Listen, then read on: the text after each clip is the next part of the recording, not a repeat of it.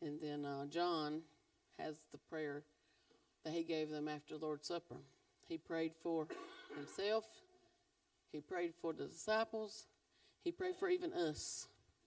He poured his heart out.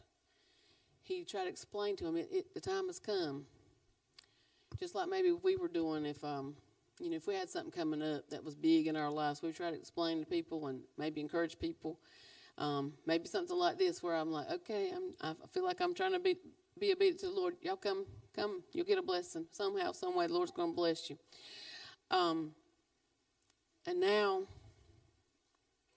he's gone off to Gethsemane, to the garden. We know for sure there was 3 of them.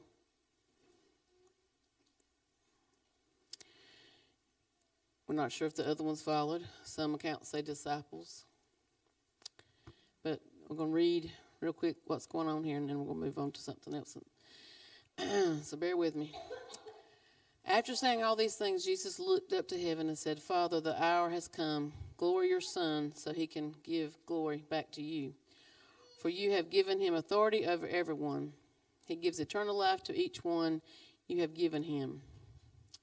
And this is the way to have eternal life, to know you. I think I got this wrong. Maybe not. Sorry. To know you, the only true God, and Jesus Christ, the one you sent to earth. I have revealed you to the ones you gave me from the world. They were always yours. You gave them to me, and they have kept your word. Now they know that everything I have is a gift from you, for I have passed on to them the message you gave me.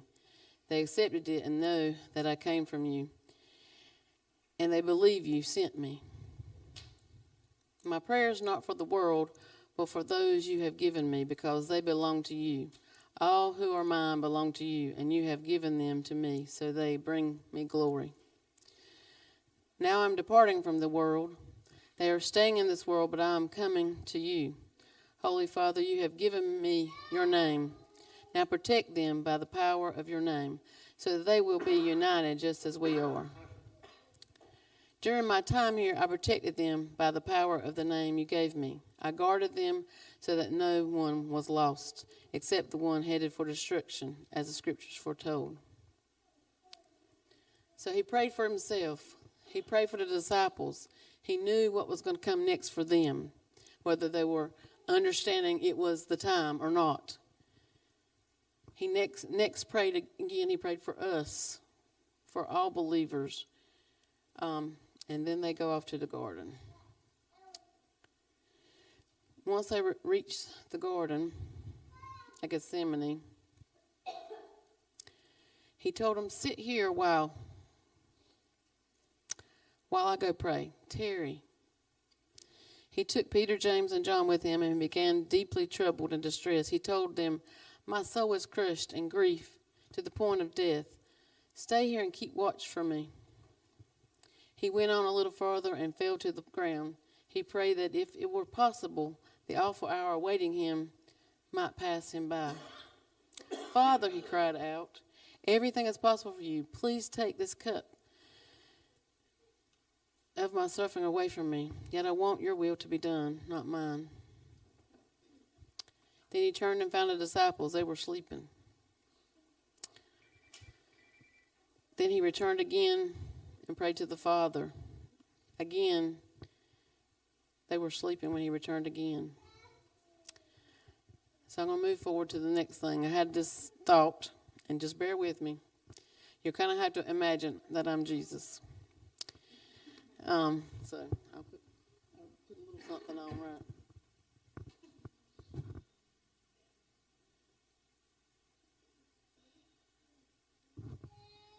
Yeah, just bear with me. Let me find my right thing. Of course, hopefully you'll get the point here. As I was typing this and practicing this, I wanted to cry the whole time. Just very emotional.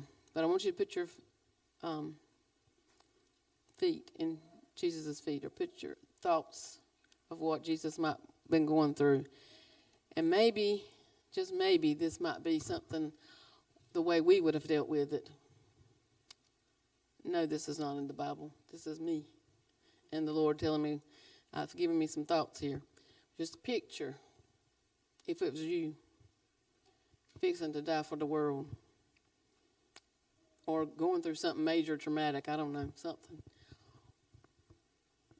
What kind of conversation would you have with God, the Father? And I should have printed this out, so here we go. Father, is there any other way? You have always known the plan. I'm not ready to leave.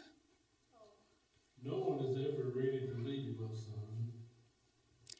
I need more time to prepare the disciples. You will guide them, and the Holy Spirit will be with them.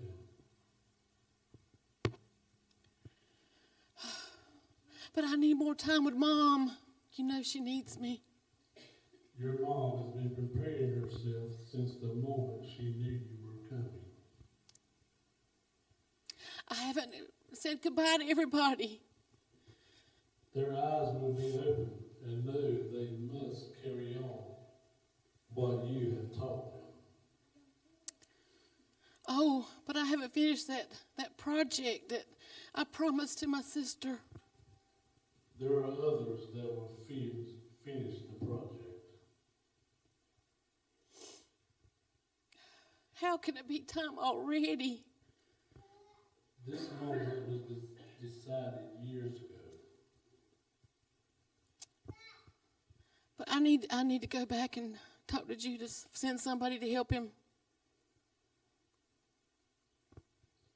He has chosen this path, and I don't hear him calling on me anymore.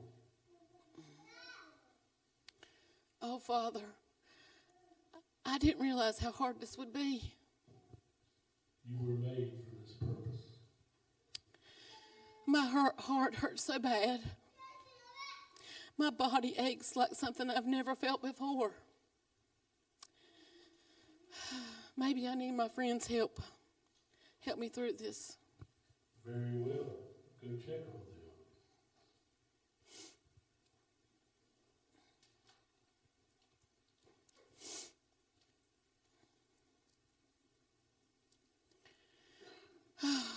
How could they be asleep after all I've done for them? They don't have full understanding. But I've been there for them. I just washed their feet, and I told them that it was time. Perhaps they thought it was in a few days, and surely not tonight. This cup is more than anyone should have to bear. Father, but let your will be done. Forgive me, Father. I must go check on my friends one more time.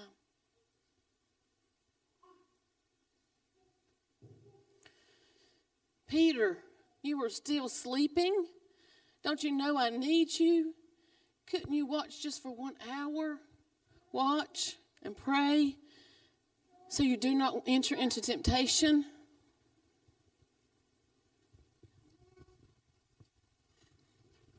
I'm sorry, Jesus. We really were trying. Oh, the spirit is ready, I guess, and that flesh is just so weak. Oh, Father, if thou be willing, remove this cup from me. Nevertheless, not my will, but thine be done. The hour has come.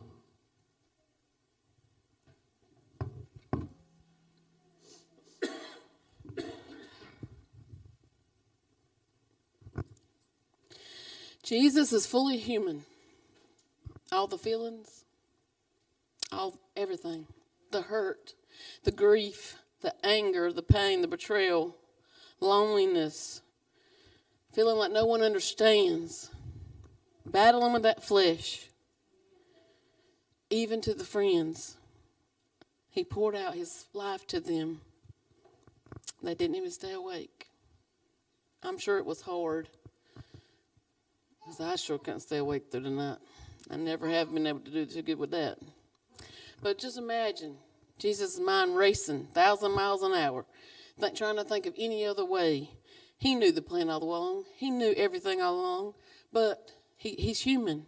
He just can't help but think this way. I think that's what he'll be thinking. I know we would be. We would be trying to figure out this anguish and agony and how to get rid of it as fast as we could. So I think we can relate to these things. You know, the fear of the unknown, we can relate. You know, is there any other way through this situation that we're facing? I think we can relate. Feeling of not being ready.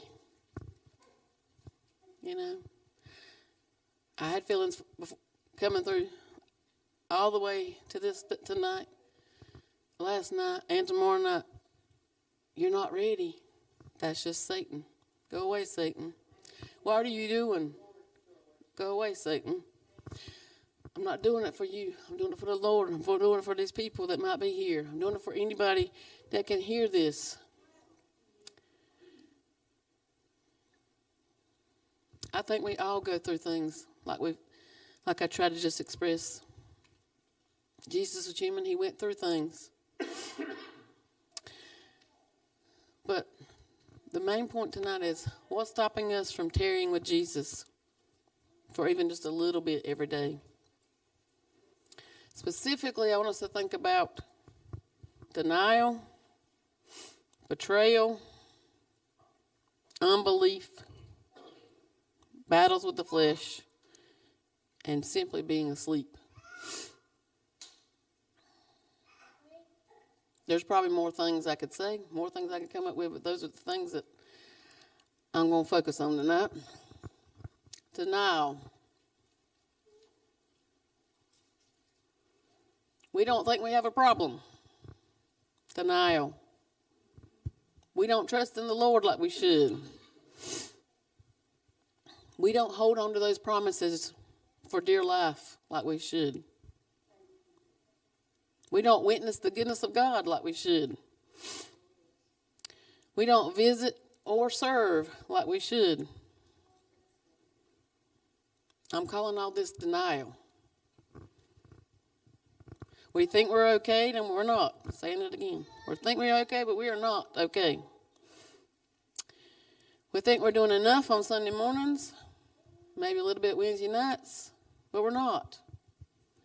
And I'm talking to me, 100%. Doing things for church or others is not the same as spending time with Jesus. It's not the same as having a strong faith, a strong relationship with Jesus. It's not the same as saying Jesus is my best friend. Betrayal.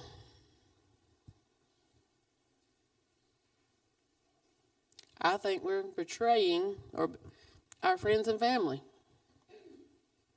Why? Because we know the truth, but are we telling them? Are we telling anybody outside these walls? Are we living the life Jesus wants us to live and helping others to find him? I think we're spoiled and blessed by God all the time. But how many times do we tell others about it, what he's done for us? When it's convenient, when a tragedy happens, maybe somebody reaches out to you and you're like, oh, okay, I can talk to them about it because they've reached out to me. I feel like we got to do better. And again, I'm talking to me. I think we're numb to the problems of our next door neighbor. Oh, hey, how you doing? They're doing their thing. I'm doing mine. Oh, they know how to get up with me if they need me. Oh, they know my phone number.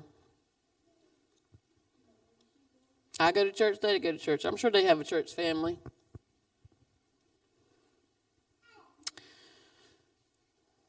I think I hurt their feelings last week. I don't think I need to call them for a while. Praying for your family and friends is not the same thing as talking to them about the relationship with Jesus that you have. How many times do we say, I'll pray for you? And hopefully we do. But sometimes we forget, don't we? But what would be better? And again, talking to me. Calling them. Reaching out to them. Making sure they're okay. Making sure they don't need something.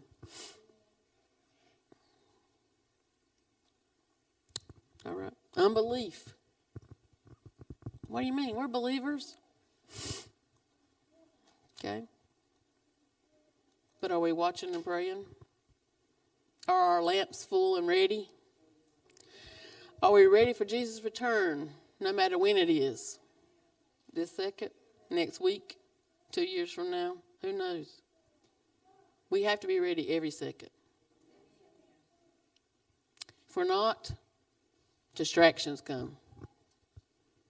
And we're pulled away somewhere else.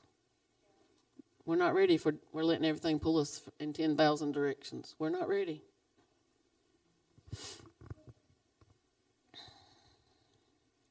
Don't wait till you get the bad news. I don't think my mom waited. But she sure was on fire once she knew. You got 2 more years. So she was bound and determined to tell everybody about Jesus then. She did it before, but she was definitely bound and determined afterwards. But we don't have to wait. We need to be bound and determined now. We need to tell everybody all the time, anytime you get a chance. Every second counts, because we never know what's next for any of us.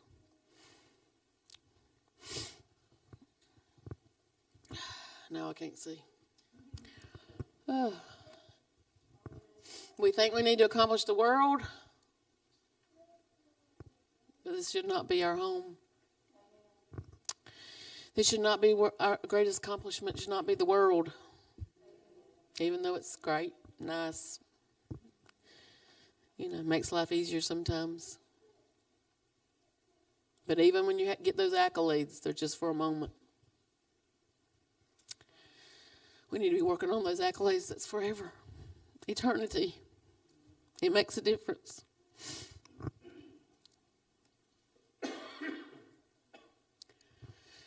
Battles of the flesh. Oh, we could go on and on here. On and on. The older I get, the more I realize that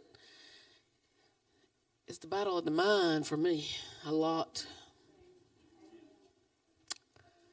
There's so many times where I just thought that's just the way I was, but no, I realized, no, that's Satan. He's feeding me, and I was allowing it.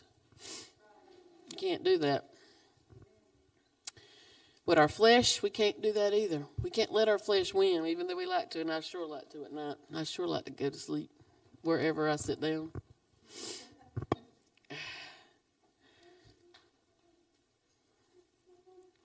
But we can't give in to the flesh. There's things to be done. We can't give excuses. Oh, not tonight. I've had a long day.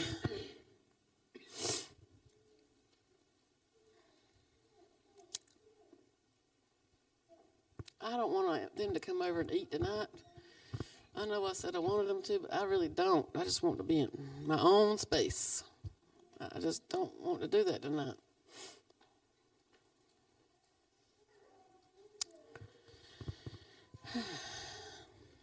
Maybe we have impatience.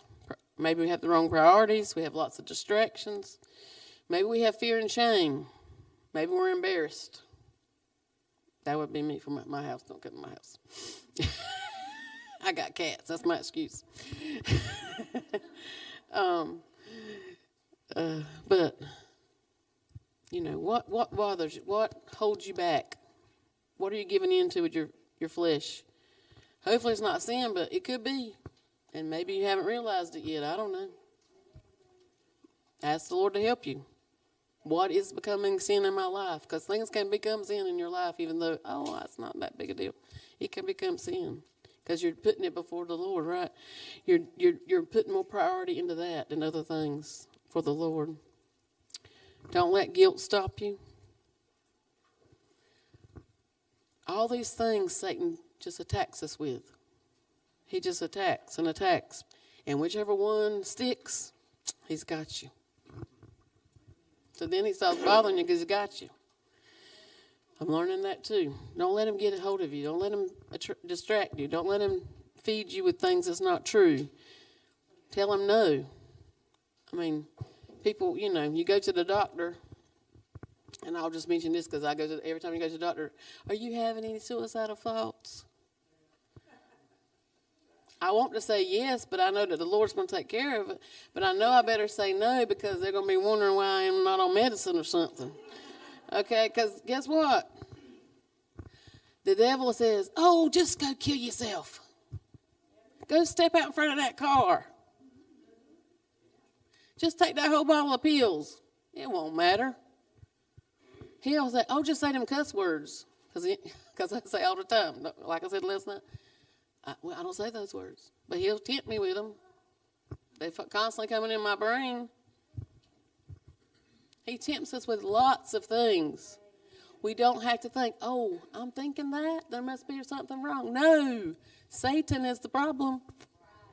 Satan. He is the problem. He's going to keep on putting things in your mind that's not of God. He just wants to see which one he's going to get you with. Don't let him.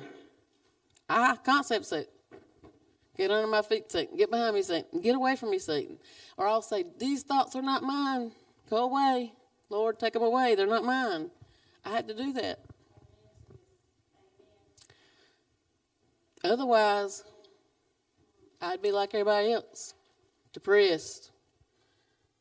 I don't know. On medicine for stuff. I don't know. I mean, right now, I'm trying to take B12 just so I have more energy, but I don't want to be on nothing I got to be on for other things. No. Mm-mm. Unless I don't get started on sugar. I'm trying to not do that either, but, I want to stay around a little bit longer. I know if I don't have my sugar in check, I got problems, so I'm trying that one. But I hate medicine. But anyways, that's on another topic. But the point is, Satan's going to use anything he can. Anything. Somebody else is having a bad day, they're going to make you have a bad day. Walk away. Don't do that. But worse than that, I would say, is, are we asleep? I hope we're not asleep. I hope we're not sleeping on the Lord. But our flesh is weak, and physically, we like to sleep. At least I do.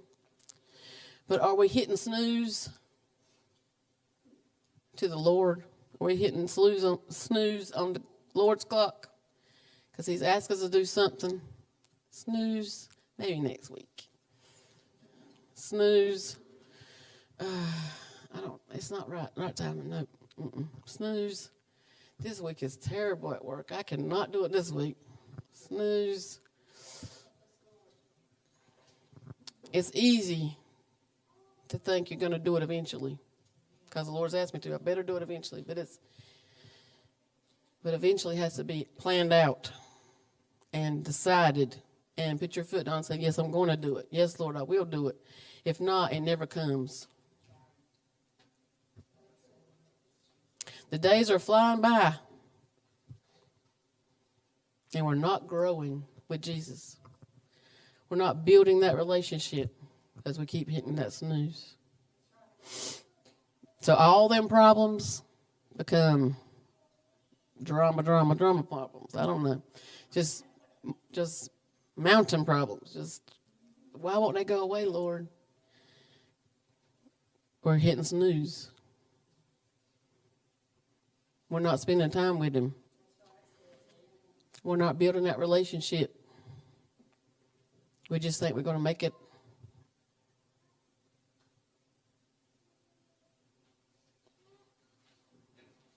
We're not just going to make it if we just keep on keeping on the same old, same old. This world's not getting easier. And Satan's not getting slack.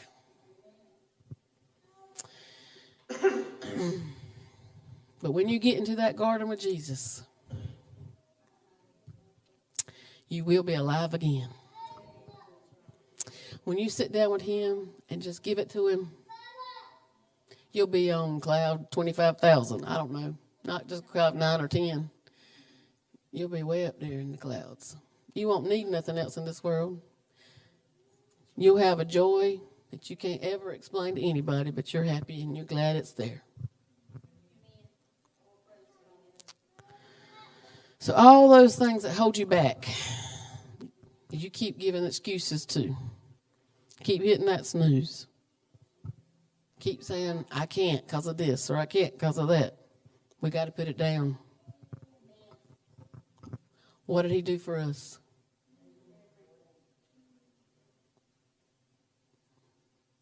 He knew the plan. He still went through it. And Connie sung, he'll do it again if he needed to. But he doesn't need to. He's done it. We just have to believe it and trust it and just say, yes, Lord. I'm here, Lord. I give it all to you, Lord, because I can't do it by myself. When we do those things and we meet him in the garden, whether it's you're having a good day, meet him in the garden, or if you're having a rough day, meet him in the garden, it doesn't matter. He's not judging you. He wants you to come. He loves you. He cares about you. He wants you to help, to share with him and let him enter into your life for everything. And when you do that, we will be more persistent with our prayer. We'll be more focused on what Jesus wants instead of what we want. We will surrender our agenda to Jesus.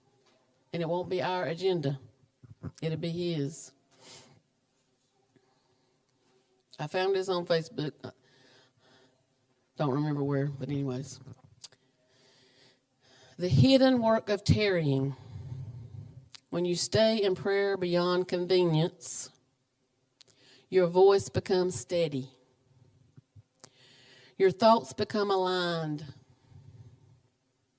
Your spirit becomes sharpened. You start discerning beyond emotions. You start hearing beyond the noise. And when I pray, that's what I have. I really have to wait a minute and let the noise go away. Because that's what Satan wants you to focus on, all the noise and all the thoughts of all the things you got to do or whatever else. Even if you're here, the noise of other people praying maybe, or the songs or whatever, you've got to get your ears tuned into the Lord, where it's just you and him. Tarrying with Jesus means you want to hear from him, you want to spend time with him and listen, and this will definitely build you up. You've heard 2 songs tonight, and they did an awesome job. Appreciate it. 2 different types of scenarios.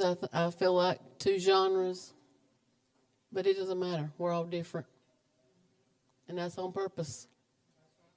And we all have a purpose. Don't let somebody tell you don't. But for Jesus, it doesn't matter how you come to him. Just come. Tarry with him. No excuses. Don't miss the blessings.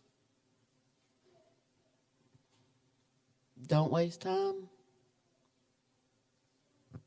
We need to have urgency to be with Jesus, just like we talked about last night, having hunger for Jesus. You're not promised tomorrow. And yes, Jesus is coming. He is. He carried our sin. He agonized in the garden. He loved us then, and he loves us now. Jesus would do it all over again. He has unconditional love for us.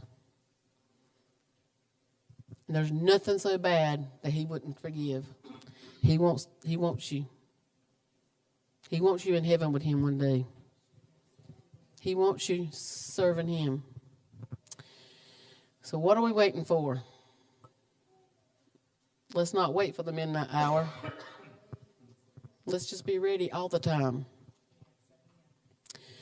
And Brandon, if you'll play that song, Rescue.